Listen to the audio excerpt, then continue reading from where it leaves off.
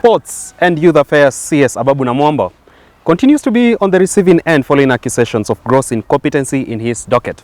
Now, on this particular edition of Business Glide, how about we look at avenues to streamline and actually revitalize our sporting economy and the arts so that we can have probably economic growth and also better fortunes for our youth and many others domiciled in that particular world. That is our conversation today, and I'm yours truly, Richard Mwanjo. Always a pleasure to have you on board. And with me, as usual, on these conversations is none other than the only name in matters public policy analysis, this side of the Sahara, Herman Manyora. How are you doing today? Wonderful. Looking good and laid back? Completely. Looking like a youth now that you're talking about sporting economy. Yes. Not that old? No. You can still play football? Of course. You're not playing golf? You're not a member of any? Golf is for rich people. I'm not a rich person. You're not a rich person? No. Says the man who dines with the kings and queens. What do you go to do there then? Just to advise them to steal less. Stealing? Yeah. You're accusing senior people, senior government officials of stealing? Of course. I don't fail to remind them. Do you mean in Kenya someone can go into office, not serve the people, but to steal, deliberately to steal? Almost 99.9% of anybody going to work just goes to steal. Is that why you... If you removed stealing from the equation in government employment at top levels, nobody will do those jobs. No one will do that? No. But even small things like being a school principal. If there's no money to steal, nobody will want to be promoted. A principal because you must stay in the school. Watoto wanakusumbua, parents wanakusumbua, they don't pay fees, what? Headache, indiscipline. Nobody will do it. People are doing it because they are stealing from those positions. Primitive if you told somebody to be a PS and a PS does not sleep more than 6 hours and there's no stealing, nobody will go and do that job. But you're willing to do that? There will be a few people who will be ready to sacrifice for the country. But a majority of these people who are applying for these jobs, if they knew there were no avenues for stealing, they will not apply. Are you among the few can sacrifice to go and work for the people? I can, yeah. You can? I can, yeah. All right. Where there is will, there is way. Okay. Straight into today's conversation, talking matters revitalizing the arts and sporting economy.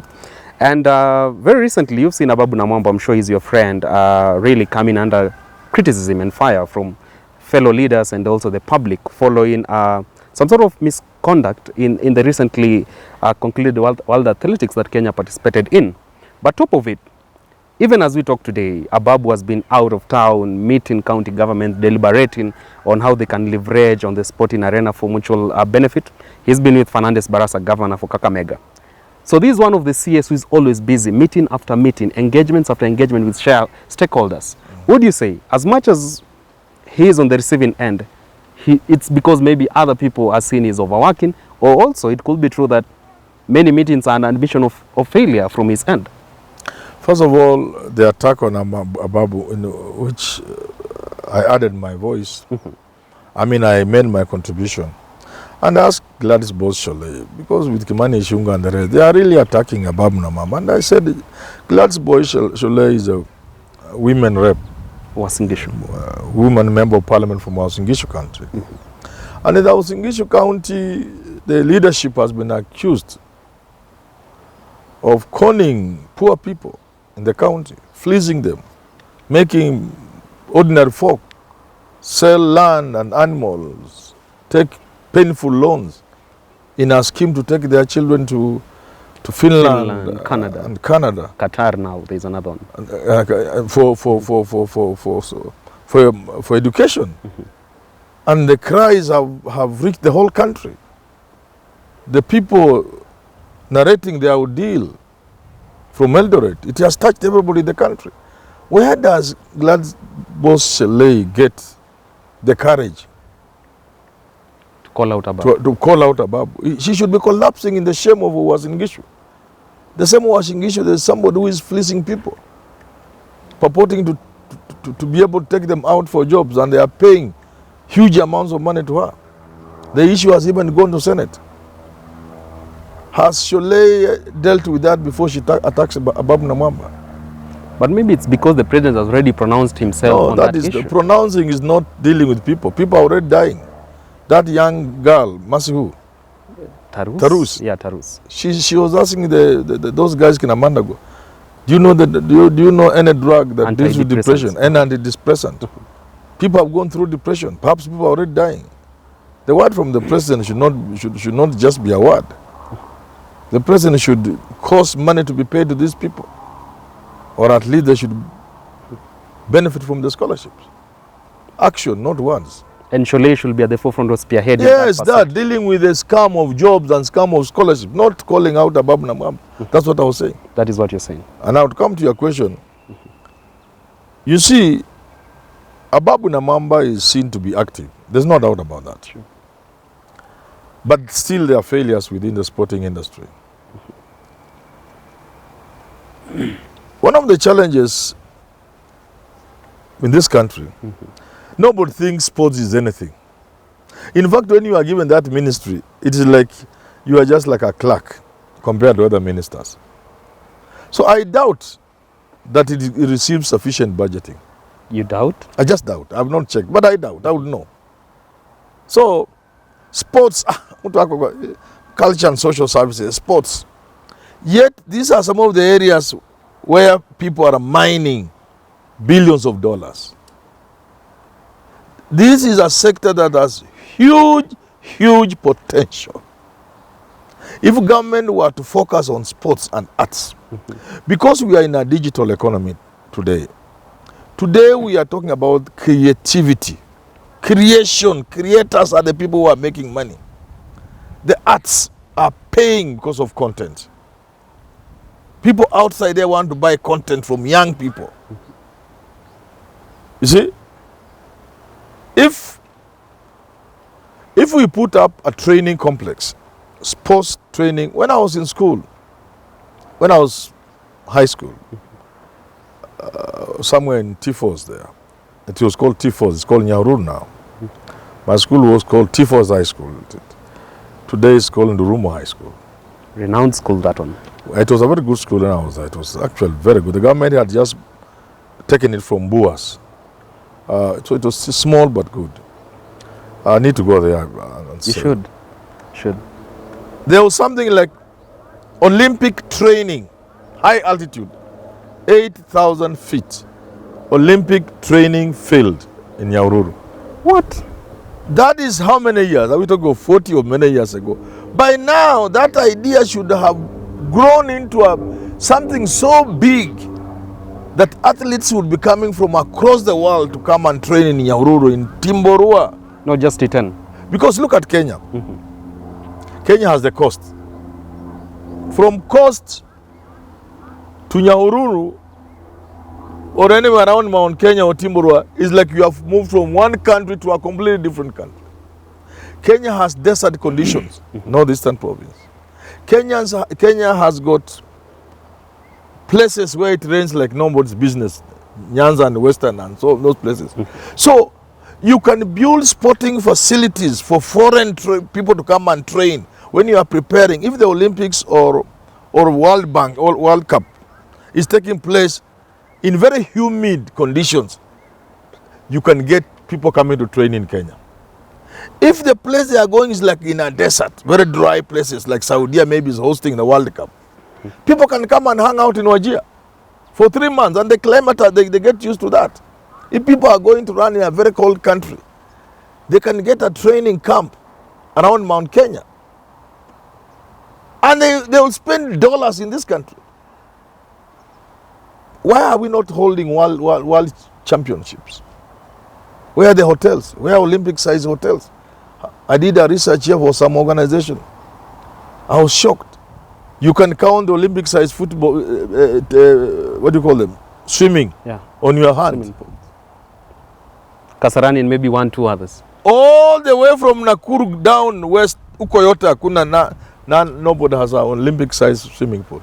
Unless they have had it the other day. Maybe there was one, but I was really surprised. Even in Mombasa where we can get good swimmers. Maybe Mombasa would have. So, look, see sports. Eh? Why don't we have sports in Lake Naivasha? In fact, this country has a problem. In fact, if I was president tomorrow, I will remove all those flower farms. All of them that are polluting Lake Naivasha. All of them will go home.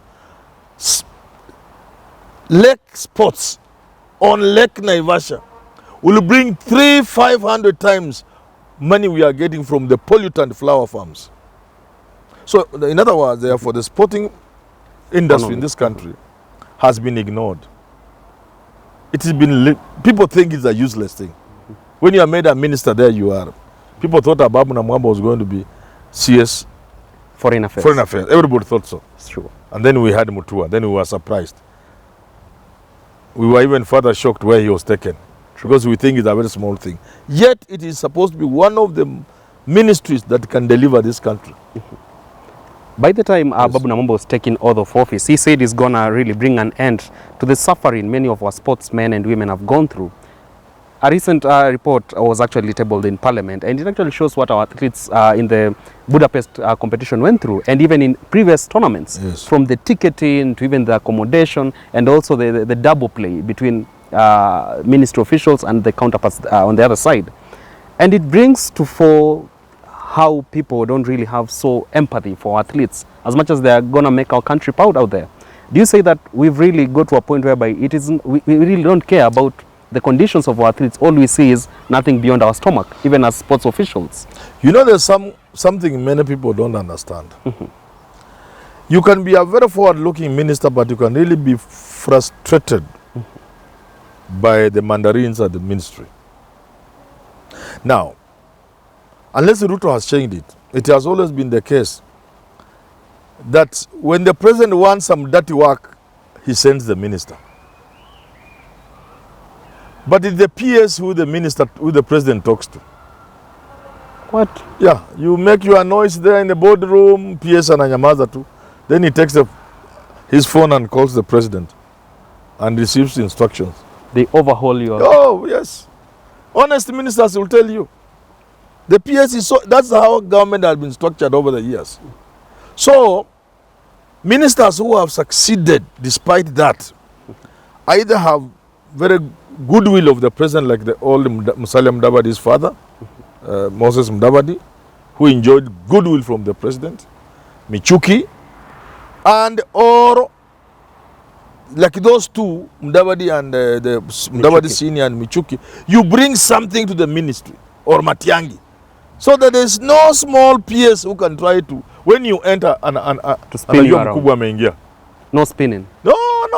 You must bring something to the ministry yourself, your persona, the way you carry yourself around. That way you can have something now. So, Ababu Namwamba may have very good ideas, but he can be frustrated by ministry officials. Legislator coming up. You can say, now we don't want nonsense. Let's have the right people going to Budapest.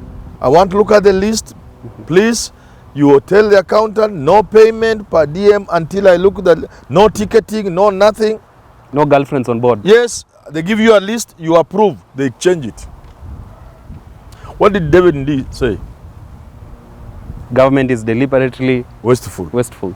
And David Ndi say, you can put your foot down as a minister, wherever you are. Say, I don't want a delegation of more than 5 people.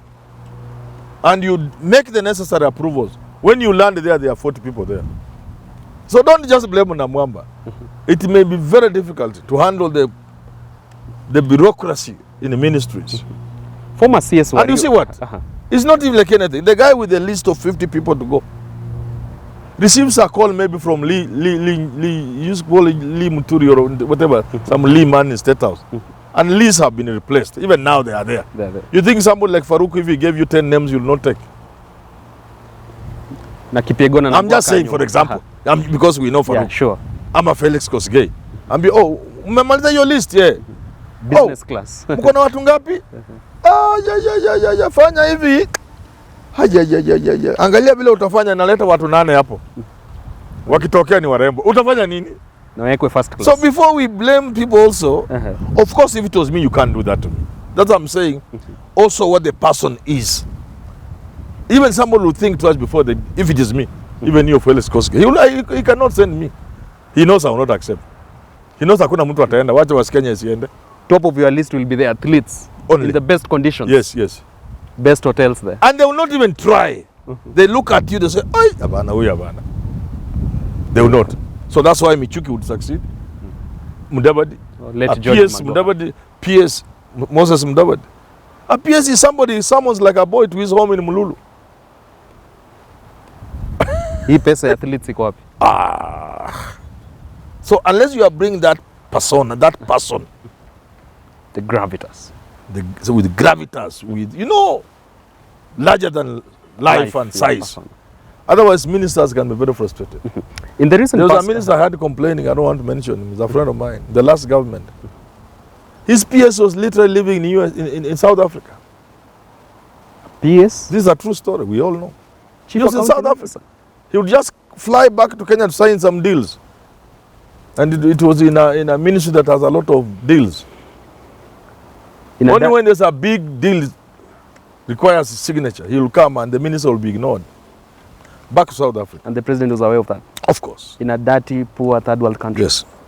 In the recent past, we've seen even the sports CS then, Wario, being charged in the court of law. Yes.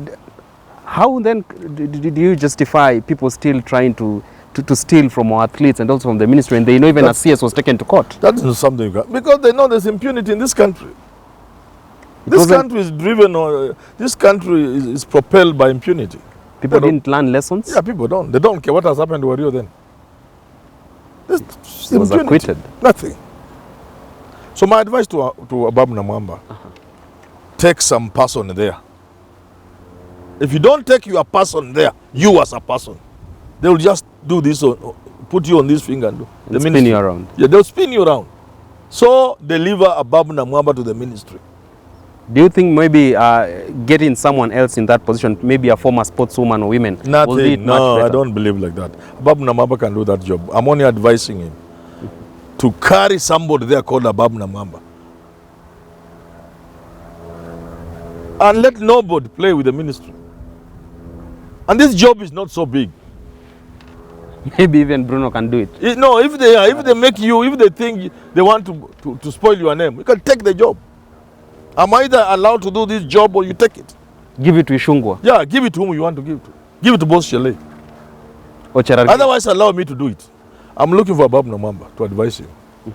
And maybe then again you're gonna summon Ishungwa, both Shelley and Cherargei. Tell them leave Ababu Namwamba alone. Deal with your issues. Ishungwa should concentrate on bombers. And Cherargei, Cherargei should focus on Raila. help gold mining in Nandi. The gold miners are suffering in Nandi. You've never been fair to this man, and you're But gonna bring him on the show. He's my son. He's come here one day. Let's bring him. Will you be able to face him? Of course.